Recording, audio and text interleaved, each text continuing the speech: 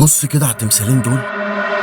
كل اللي زار المتحف المصري الكبير لفت نظره التمثالين دول. شكلهم غريب، مش زي اي تمثال فرعوني شفناه قبل كده. جسمهم متغطي بطبقه من الذهب. ناس كتير سألت ايه دول وايه علاقتهم بمصر، لكن المفاجأة الاكبر مش في شكلهم، في عمرهم. بقالهم تقريبا 6000 سنة، يعني اقدم من الاهرامات بحوالي 1500 سنة. لكن الاغرب من كل ده المكان اللي اتلاقوا فيه، مش في الجيزة ولا في الاقصر ولا حتى في وادي الملوك. التمثالين دول كانوا مدفونين في مكان اسمه تل الفرخة. اسم غريب صح؟ الموقع ده واحد من اقدم واغرب الاماكن الاثريه في شمال الدلتا. هناك علماء الاثار لقوا حاجات كتير، لكن التمثالين دول كانوا اغرب واهم اكتشاف. الملامح مش واضحه قوي، لكن يبان عليهم الهيبه وكانهم كانوا حكام او كهنه. التمثال الكبير شكله لشخص متوسط العمر واقف بثبات كانه ملك او قائد، والتاني اصغر منه غالبا ابنه او وريثه. لكن اللي زاد اللغز انهم مش معمولين من حجر بس، فيهم نسبه كبيره من الذهب، وده نادر جدا في التماثيل في الفتره دي. النهارده التمثالين دول واقفين في المتحف المصري الكبير وسط كنوز مصر القديمه، لكن سرهم لسه محدش عارفه بالكامل. كانوا لمين وازاي وصلوا هناك وليه شكلهم مختلف؟